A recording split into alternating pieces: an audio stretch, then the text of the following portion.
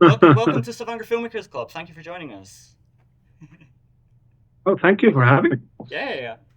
Tell Yeah. me, what got you interested in writing in the first place? Oh my God. Ooh, I don't know. It just happens, I guess. I always enjoyed writing ever since I was a kid. Always wrote stories, and I was the nerdy kid who wrote short stories instead of like essays and stuff in school. Always took the fiction assignments because I always loved stories, I guess. I had like my childhood was I have like a lazy eye. So my entire childhood, I had this patch over my healthy eye to train my lazy eye, and so my whole childhood is a blur. But what I remember is listening to stories on the radio, like radio plays. Uh, I really remember listening to The Witches by Roald Dahl and stories like that. And so when I got glasses, finally, uh, I guess I started reading books because my parents I have like a brother who is 6 years older than me, and my parents used to read to him, but when I was a kid they were like so tired of reading in bed and stuff, so I had to read myself.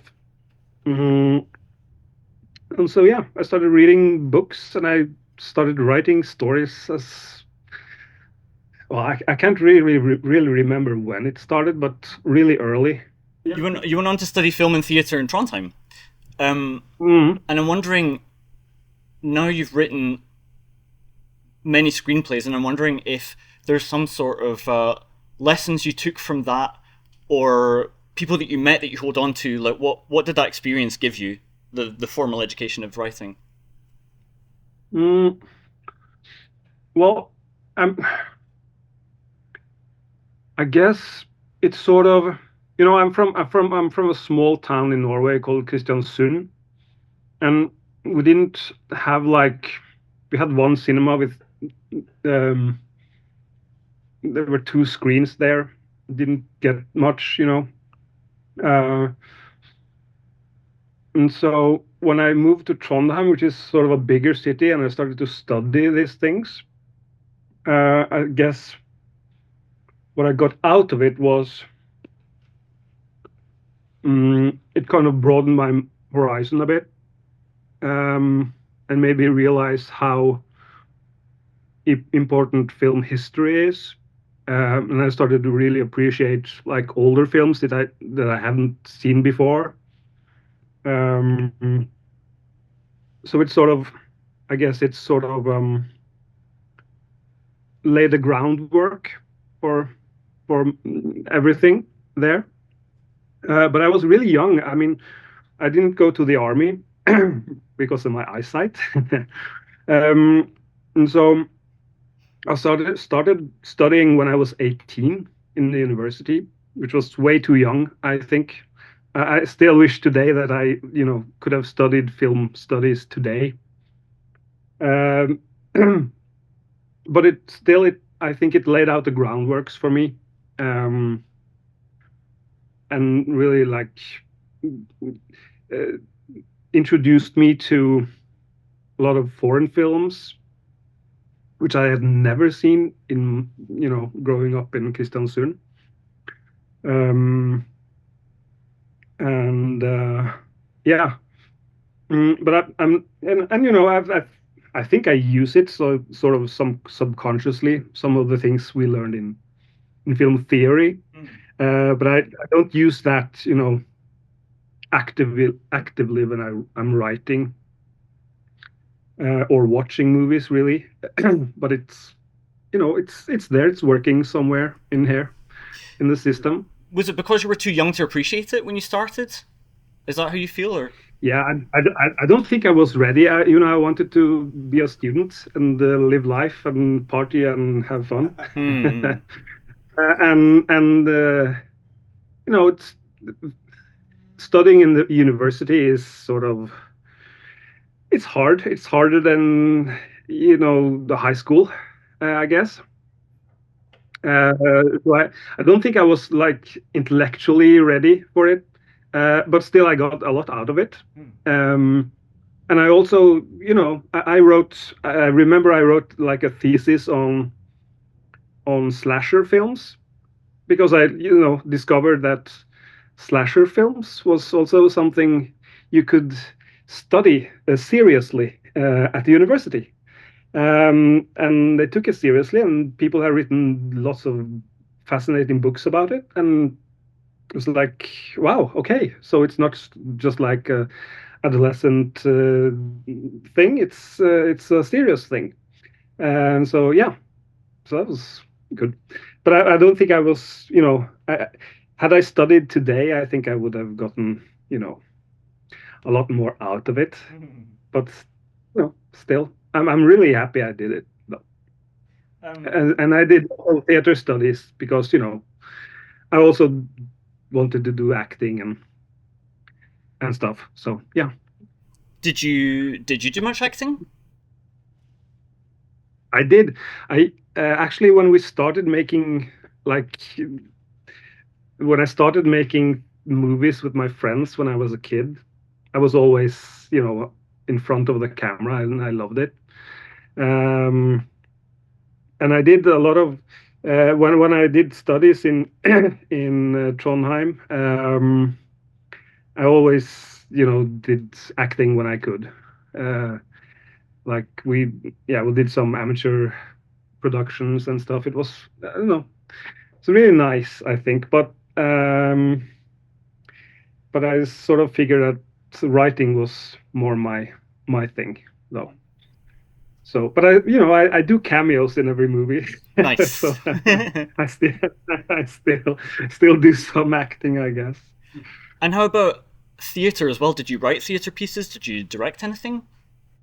Yeah, I actually the first, I wrote like short stories and stuff. That's what I did. But the first play I wrote was in high school, like my third year before um, going to the university. We had like this drama class, and we couldn't find a play that had enough parts for all the students in the class. And so me and a friend, we came up with this idea, and I wrote this play, which was like a horror play, um, which I also directed and acted in. So that was, the first sort of play I did, and I really got a taste for it. It was really, I don't know, it felt like very natural to write, dialogue and lines instead of like prose, I guess. Uh, and so I really got interested in that sort of writing from that point on, I think. And so I did more of that when I did studies in Trondheim. I was in the like student television with that made like a show that was aired every Sunday. So we made a show every week, and I was in the fiction department there, and we sort of made like small shorts and stuff every week. Um, so yeah, and I did acting there and wrote some stuff, and yeah, so it all went downhill from there, uphill from there, maybe. Somewhere. um, but you're writing academic things about slashers at the time. It seems like and then you developed this interest in screenwriting. So it seems like screenwriting genre films, which is what you do now, was a natural fit then. Was that kind of Yeah. thing supported at university, encouraged, or how about just in general in your life? Was that something that people thought, yeah, that's cool, you should do that? No. I always like well in university I guess it was my my professor there was she was really she was really game for that and supported it. But up, I grew up. I sort of went from Roald Dahl to Stephen King. That was my childhood. So I started reading Stephen King when I was like 9, 10, I think. Yeah, 9 or 10 years. Yeah. Um, so I started reading adult books really early, maybe too early, and so I also, you know, wrote those kinds of stories, and that was not very popular when I was in school. Um, so I did have fights with my teachers, and but I had a great mother who supported me every teacher parent conference. She was like, well, I like these books and he likes these books, so why shouldn't he write like that? So yeah, she was really supportive. But when I got to university, I think, everything was interesting. Everyone supported it. I didn't feel like they were really snobbish about it at all. uh, I think there's, that's a big discussion, but I think genre movies uh, generally are looked down upon still, like in the industry, and I think it's like not people don't view it as really important or sophisticated or you know, but it is, Hmm. I think. I So yeah, Yeah, I guess that brings us on to your two most recent films, Viking Wolf and Troll, are both genre films based in the kind of Norwegian mythology. So yeah. you talk about the industry looking down on them. How did these films get produced? What were the talks like? What was the process towards getting these films made, greenlit, however it works? Oh, well, that's a long story. It's gonna be a long evening. No, but I was both those projects came to me from two different directors, actually.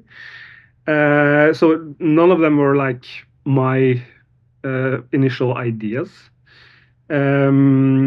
which is how it really works if you're only a screenwriter and if you're not like a writer director. um, I mean, being a writer and pitching things to producers can be really hard, but if you're a director or a producer who has an idea, that's that's a lot easier. It's easier to get a screenwriter than get a producer.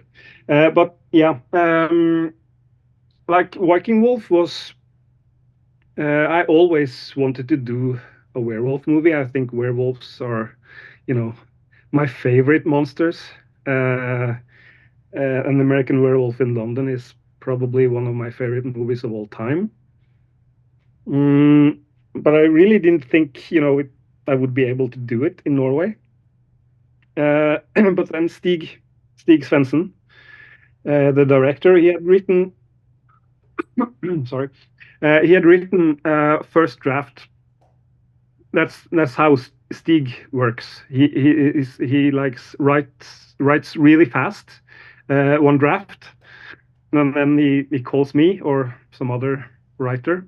He has done this twice with me, and he says like, "I have this project. Would you read it and do your version of it?" And so and that's what I did. But I sort of with Viking Wolf, it was a really long and hard journey. I think I got his draft in 2016, and so I wrote mine in 2017, I think. But I wrote it really fast. It was the fastest script I've ever written. I think I wrote it in three weeks, which is insane for me because I'm like the slowest writer ever. But I sort of I took I told Stig like, okay, I like the basic idea, but I but I'm gonna change everything. Um, and so I kept like uh, sort of for everyone who's seen it, like the hunting party that goes out looking for the wolf. I kept that from his script, and some certain other scenes and characters, and I just threw everything else out, and started sort of from scratch. And because his original script was like uh, more like a whodunit movie, where the audience is kind of wondering who is the werewolf. Um, and my thought was just, well, you can't you can't do that because people have seen these types of movies so often now. We all know who the werewolf is. You can't hide it. And so I wanted to really do like, I think werewolf movies are like either who is the werewolf, or you follow the person who is becoming the werewolf, and I wanted to do like both, which is why the movie follows both the parent and the daughter who is turning into the wolf. And I wanted to sort of instead create like, I call it like a train wreck situation, where you as the audience kind of see what's going to happen. You know this is going to end bad if one of those people don't uh, can't these two people can't communicate with each other. You just see this like slow train wreck, two trains coming closer and closer until it's inevitable and it all goes to shit. And that's what I wanted to do, and I did. And then you know um, we didn't get money to do it, and Stig went off to continue to develop it with trying to find another producer, and it took a couple of years, I think. Uh, and I was off doing Troll at that time, so I couldn't be involved in writing it. So he was continuing to develop it. I gave him some input, and one day I got a phone call saying, we're gonna make it, but it's called Viking Wolf now, and there's some Vikings in it, which was not the original story. They were put in at a later date. And then I came in at the last, like a couple of weeks before shooting, I think, to do a new draft, polishing things, and yeah. So that took a while. And the same, with Troll, it was Roar's. It's always fun to say his name in English because it's Roar, and it's very fitting for a Troll movie. But Roar Utaug, I think he was wanted to do a Troll movie like for 20 something years. Ever since he was in film school, he was one of the first classes at film school, I think, in Lillehammer. And I think he's been trying to develop it for many years with different writers and different producers, and never gotten it made. And so when he went to Hollywood and did Tomb Raider, and when he came back, every producer in Norway was like, "We want to work with you. What kind of ideas do you have?" And he ended up with Motion Blur. And he told them, "Well, I want to make a troll movie." And they said, "Yeah, we too. Do you know a writer?" And so I was brought in, and I did an interview there, and yeah, so that's how I got involved in it. And even though he has sort of tried to develop it for 20 years, he basically had his pitch was like the opening of the movie where the troll bursts out of the mountain. and that was his pitch. And he had some ideas where he wanted to go. He knew he wanted to do the troll at Hunderfossen, um, and he wanted the movie to end uh, in Karl Johan in Oslo, because that was the original idea for the whole movie, was that painting. Um, yeah, about the troll in Karl Johan Street. So we knew we wanted to end it there, but we didn't know how to get there. So we just started to develop it. And I did ask you about two of your biggest projects. That both came out in 2022. That must have been a wild yeah, year for you. that was crazy. Yeah, because I graduated from film school in 2008, and I've been really like struggling all those years to get things made. Um, I've done some stage plays and worked some in television and done some short films and stuff. But to get like a you know feature film produced is like, that's really hard. And then suddenly both came at the same time, which was crazy. But Viking Wolf was supposed to come out earlier, but because of COVID and the cinemas were really anxious and stuff, so yeah, so they had to postpone it. But yeah, it was crazy because I sort of went from premiere to premiere. Like we have like a premiere for Viking Wolf, and then the next week premiere for Troll, and then the week after Troll was released on Netflix. So it was 3 weeks of craziness. And Troll was released on my birthday, so that was quite a birthday Lovely. present. Yeah. um, Yeah. I've been following you on Instagram for, I think, for like the last year, and I noticed that when it comes to Troll 2, there have been a lot of rewrites. You've visited on the production. Are rewrites happening while the film is being made? Are more rewrites Yeah. happening this time than with the last film? What's that process like?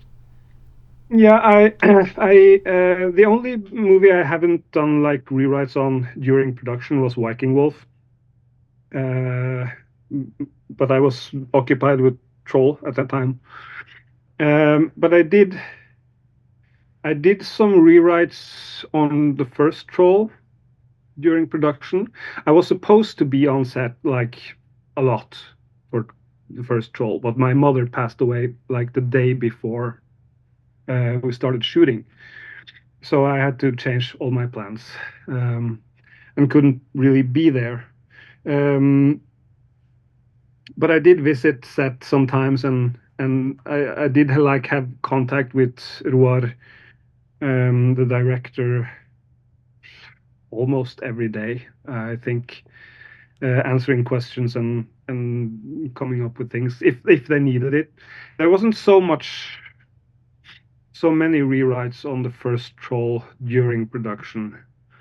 Um, we did do some heavy lifting on like a couple of weeks before, because we suddenly got a little less budget than we had anticipated. We had to do some some cuts. Um, but on the second Troll, we had like a lot more time on the first Troll. I think we did develop it for 3 years or something, almost 3 years. Mm, so when we got to finally shooting it, it was sort of, we can't do anything more now. This is it. I did like 11 drafts of it, and each draft had like numerous revisions, and so that was sort of set. But we had a lot of less time developing Troll 2, which is sort of, I think it's the sequel dilemma, because when the first one is a success, the production company wants the next one really fast as possible. So we just have to deliver.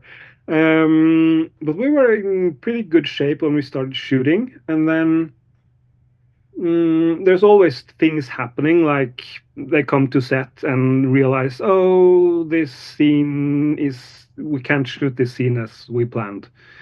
Um, it can be anything, really. Stuff happens. I mean, it's like Guillermo del Toro once said, like you can you can plan a movie, but you can't plan life. So, when you add life to the production with hundreds of people, and it anything can happen, really. So you have to be prepared for it, and things can change. And we had, I guess, also sort of the actors felt like they had a lot more um, to give on the second one, because they knew their characters from the first one, and they wanted to, shape things a little bit, and and I think that's when you really need a writer on set, because things can go 1,000 different directions if you don't have like one person who is sort of just doing all the adjustments and taking all the notes, and sort of fitting it all together. So yeah, so I was quite a lot on set for the second one. But we didn't do like big huge changes. It was more like dialogue changes in scenes, and adjustments and tweaks, and yeah. Hmm. Yeah. So I wanted to know about your role at the Haugesund Film Festival. You were on the jury? Yeah. Yeah, that was fun. That So was what? really no. It's an honor to be asked. We were like, you are in the jury. You are like 14, 15 people, each representing um, your guild. I was representing the Writers Guild of Norway, Dramatikerforbundet, as we call it. And so you have, like, you watch every movie, or every Norwegian movie made that year. You discuss it for 2 days, and you come up with three nominees in each category. And it was intense. It was 2 really intense days with a lot of interesting discussions, and yeah, but it's really an honor to be asked to do it, and it's fun, and it's fun to be on that side of things. So yeah, it was So good. I see we're running out of time, so I've got one last question for you. Then I guess we'll hang up and I'll send you another call for the Q&A if that works for you. Yeah, okay. Yeah. But yeah, last thing I wanted to know is it easier for you to get projects off the ground now that you have these projects behind you? If it's easier, Yeah. what? Yeah, yeah. It's well, yes. My phone is ringing a little more these days than before. Yeah, and and you get asked to do things like sit in the jury, and go to other festivals, to be invited there and talk about your movies. And um, it's hard when you haven't really done anything that's been noticed. It's like you're not anyone until you have until you have made something. Then you know. So now suddenly I have to do like, or I'm able to do projects that I worked on 15 years ago. Um, that were like, no, it's impossible to do now. And after the success of Troll, everyone is like, oh, well, you remember that old project we had? Maybe we should take another look. And so yeah, and I have like a manager in LA, and I've started to doing some talks with producers there, and it gets you lot more opportunities, I guess, but it doesn't mean you know anything will happen yet. Life's still It's busy. it's still a long way. I mean, movies cost a lot of money to make, so yeah. But yeah, it's easier. I had like a period of my life where I was considering like giving up every other day, and now I sort of think about it maybe once a month, not not Nice. several times a week. That's like a Yeah, 30-fold improvement, though, isn't it? So, yeah, yeah. Excellent. yeah, Thank you so much for your time. I'll send you another call and we'll do the Q&A. yeah. Good. Brilliant. So I'm going to bring Daniel up for your first question. Yeah. Okay. Cool. Thank you. Hello, I'm Daniel. Hello. Hello, Daniel. So I have a question. Yeah. When you were given the idea for Troll, were you also given other like requirements or like rammer for what would be an accepted script? No. Not really. But it was like Roar was very clear. He wanted what kind of movie he wanted. That's why he asked me, because we have sort of similar tastes, or in the same area at least. Roar is like a big Michael Bay fan, and I'm more like a Steven Spielberg fan. And so, but big monster movie extravaganza, I guess, was sort of the requirement. But there were really no. I mean, he had some ideas only for like some action sequences he wanted, but there were no other. I'm trying to remember now, but no. No other specifications, or we had like, I think we had like a 3 week period where we just talked through the story. I came up with the story, where we were going to go and what was going to happen, so approximately. Then I just went off and started writing and delivering pages, and he would give me notes, and we would go back and forth like that. But yeah. Was there like And oh sorry.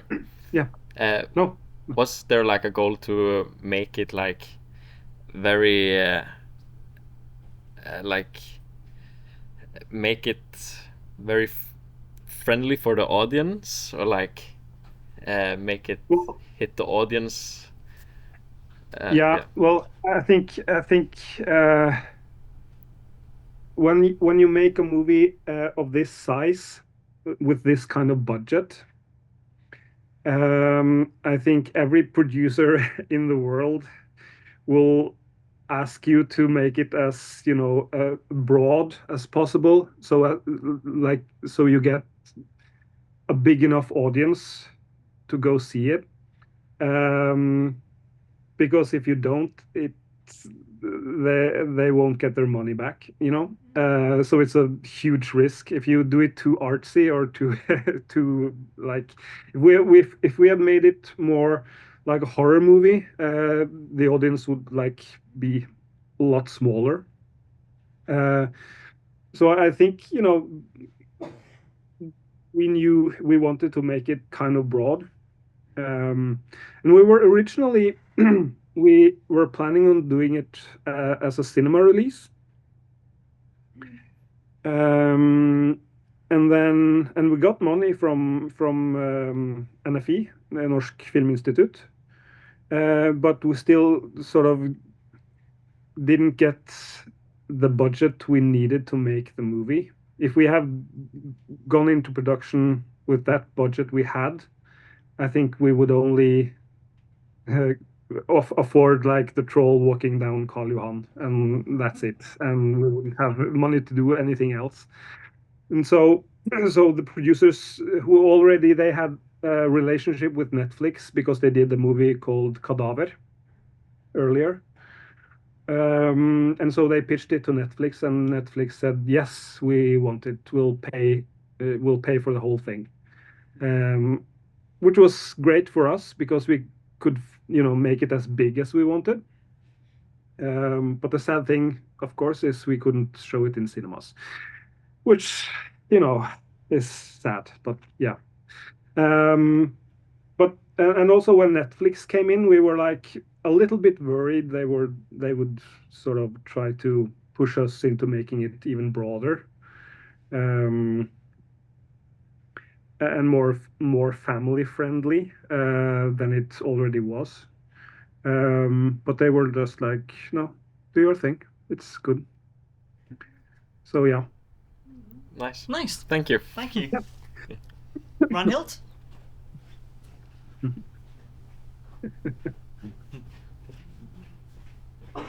Hei sann, Ragnhild. Hi. Hey. Do you have any say, or do they listen to your input when it comes to casting? Because I'm thinking you've written the story, you know your characters best. Do they listen to you? Yeah, they do actually, which they wouldn't. They don't need to. Usually, I don't think I've been quite lucky with working with Roar Uthaug because he likes to involve people, and he listens to everybody. But in the casting process, we were like.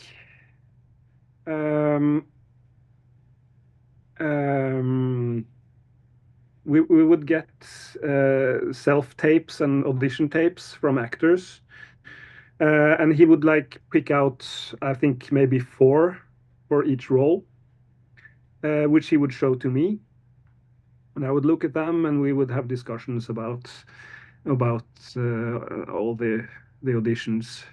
So I had a lot of saying in casting for both troll movies, but for the second troll movie we have like a lot of, I can't say this really, a lot of this old cast is back, but we have some new roles, and those roles were like specifically written for certain actors, so we didn't really have to audition them, we just needed them to say yes, and they did. So there wasn't a big casting process on the second one as it was on the first one. But yeah, we would, I think, there were some parts in the first troll that Roar was kind of unsure of, and I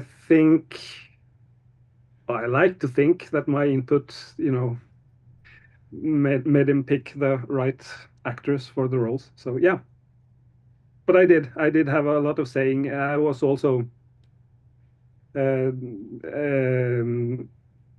asked during the editing process, and so I was,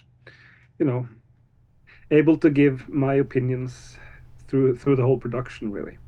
That's fun. So, Lovely, yeah. great question. Yeah, Thank you. it's really fun. It's really fun. Henrik, go for it. Henrik, Hello. so my question is, was there any fun parts of Troll that was improvised? Or something that you kind of didn't occur the way it was planned? No, I don't think so. I think there's some lines that were improvised. I think one of the funniest lines in the movie for me was actually improvised, which I shouldn't say, but but it's in the scene. It's in the scene where they have picked up her father, and they're like in the mountains looking for the troll, and Nora catches the smell, that nature smell, that they can smell when the trolls are close. And originally I had written, it's a long story, but I had written a line about her father eating like canned spaghetti, and so I just wrote a joke about that. And I think Gard Eidsvoll, who plays her father, improvised the line, "Well, I shower every Monday," which was his improvised line, but which cracked me up. I thought it was and very in character. But I guess there wasn't. There were just like small stuff like that, but no big improvised scenes. No. Thank you. Excellent question. Everything was Very good. scripted. Yes. Ilya, you're next. Go for it. Oh, my question next. Wow. Hi, Espen. Hi. Hi. Hi. Elias here. Thank you so much for the presentation. It's really fun and inspiring. While I've been cool. while I've been sitting, I was thinking, if you could imagine that you're a mentor for a young screenwriter that never done it before, what would you suggest as a starting point? Maybe a structure, maybe some first tips and tricks for the person that really wants to do that, but doesn't have a formal education, for example. Oh my God. That's a hard question. yeah. I think I would say, don't become a screenwriter. Run and live while you can.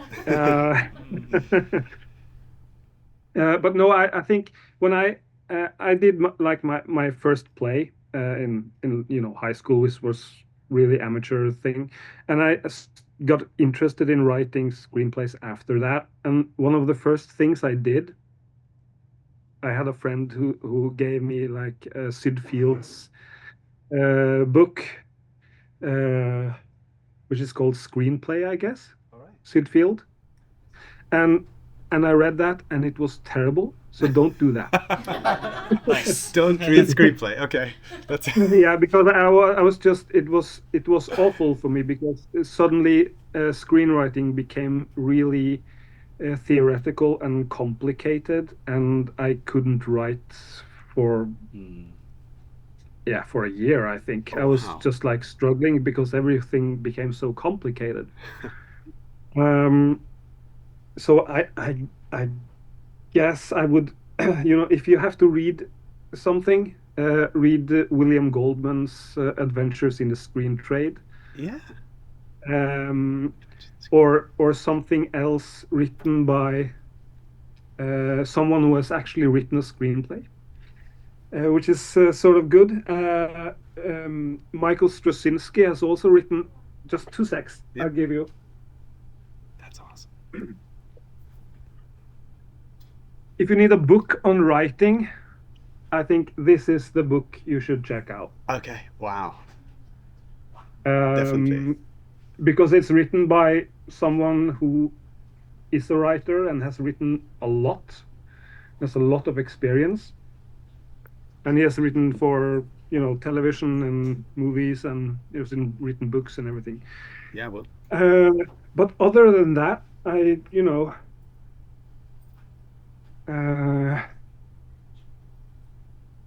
find a good reader.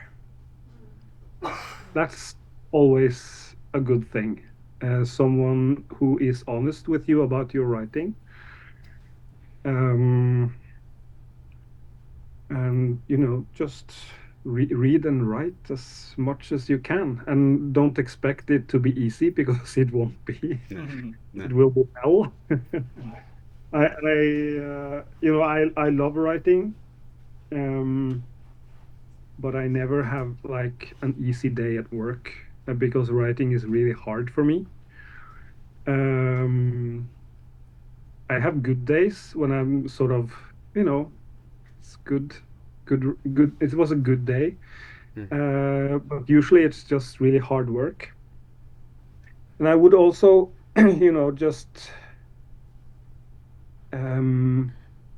yes, it should be fun and it should be a joy, but remember also that it's work.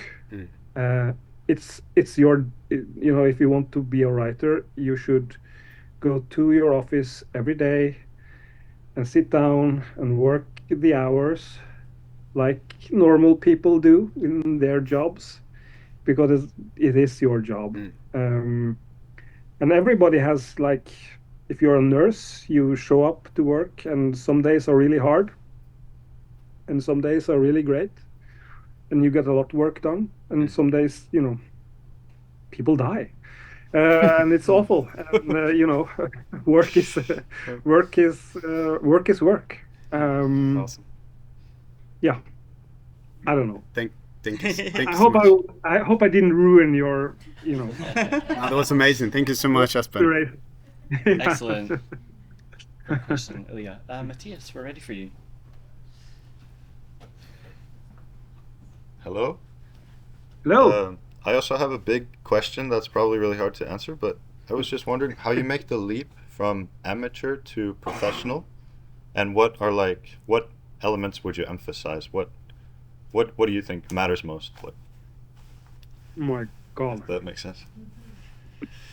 Yeah, it's a hard question though. It's you know, I of course went to film school, Norwegian film school in Lillehammer, which that helps get an education. That helps.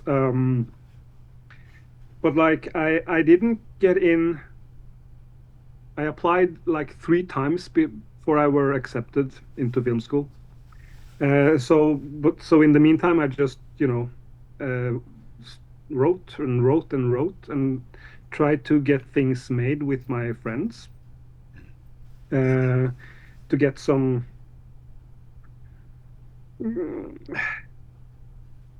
yeah, just to get a, you know, to develop my skills.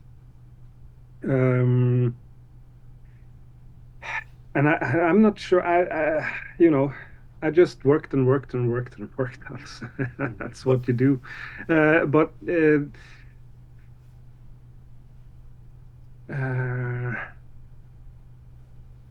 I'm not sure if, you know, I'm not sure if I viewed myself as a professional screenwriter until I really got movies made from my. Now I feel like, you know. Well, some days I feel like I'm a screenwriter, and some days I feel like a fraud. But how do you make the leap? Yeah. Like, you can watch a movie and kind of get the feeling like this is an amateur film, and you can also watch a movie and feel like this is a professional film. Do you know what I mean? Yeah. So like, what Yeah. do you think, like, just makes it that oomph, or is it just everything better, like better actors, better light, better storyboards, better everything? Is that how it's done, or? Yeah, I guess. I mean, it's like, you know, you're continually just, you know, evolving, and sooner or later things work out, and you are doing it good. Yeah. I don't know if I can sort of like pinpoint what to do or when it happens, but.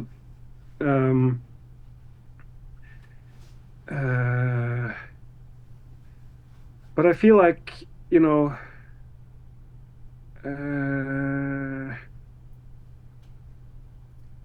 it's more of like a collective thing also, because film is sort of a collective, you know, art form.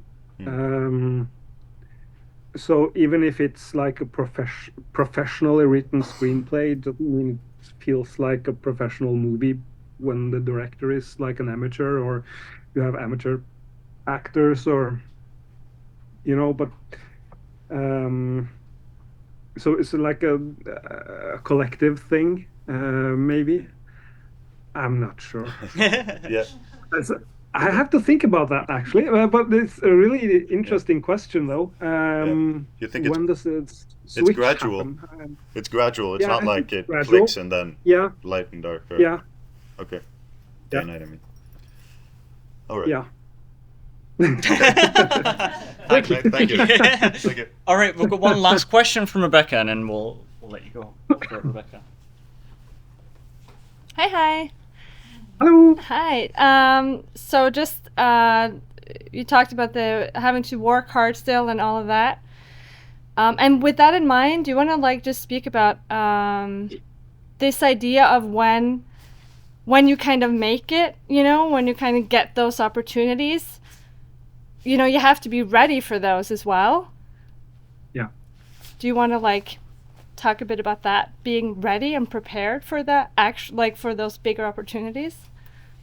Yeah, that's really that's hard because I think I had those opportunities earlier, but I wasn't ready for it, and so things kind of fell apart. But I had, as I said, I graduated from film school in 2008, and I've done some things since then, but and some things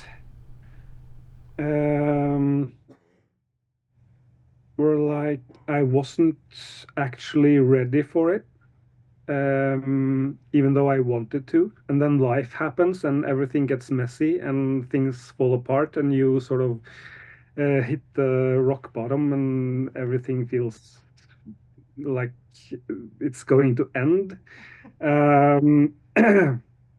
I had like I think it was in 2010 or something. I was writing a project with Roar Uthaug. We've had like several projects we've sort of developed on and off. But we had a project with another producer at that time. And because of a lot of circumstances and everything, and life got messy and things, I wasn't really ready for it to happen, and it became too much for me. And so I had like a period where, when that project fell apart, it felt like, okay, I'm never gonna work again. Because I wasn't ready. I thought I was ready. Or I was like just out of film school and eager and not really, it's a big responsibility when you work on something and people depend on you. And, you have deadlines, and when you start to miss your deadlines and you get stressed, things can sort of get out of hand. So I think, I had to work through a lot of shit in my life, actually. So when Roar called with Troll, I felt like, okay, but I'm ready now. I wasn't quite ready for how big it was gonna be, but I was ready to work again. So, yeah. But I don't. Well, can you be ready? I don't know. When you feel you're ready, because you're never really completely ready for everything that getting a movie into production entails. It's It's also a different. It's a whole different animal when you get a script into production. Rather than being in development, because suddenly you have to deal with every other, like you have to deal with budgets, you have to deal with the most common thing is like everybody tells you, oh, we have to cut the budget, we have to write it cheaper. We have to cut the script, have to make it simpler. And when you spend a lot of years in development, you're not really I think you're sort of in like a dream world where everybody is trying to get the script as good as possible, and then sort of reality comes hitting you when you get into production, and everybody starts reading your screenplay really thoroughly and asking you questions and it becomes really real, really, and sort of the stress kind of grows. Yeah. Yeah. Thank you. Yeah. Yeah, no, I think that I had like a talk for the new students at the Norwegian Film School the other day, and I told them like, well, in the 12 years since I graduated film school and I finally got a movie into production, it was really hard.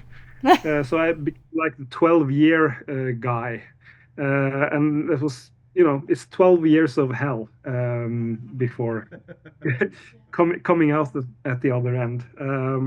But No, but thanks. I think the like you said, responsibility and the work still has to be done. Yeah. Yeah. Yeah.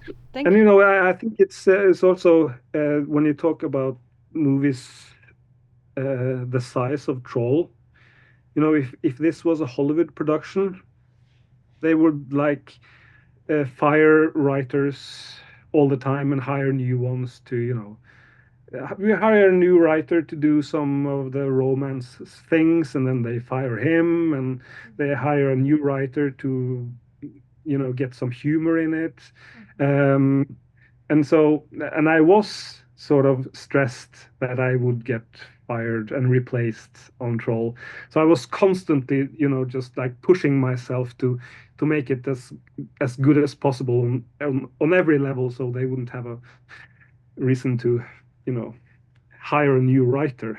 And so that was stressful.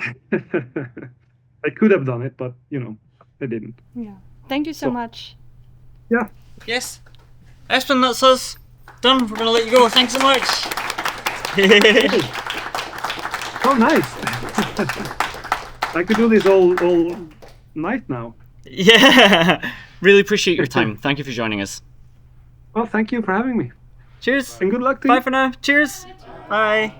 Bye.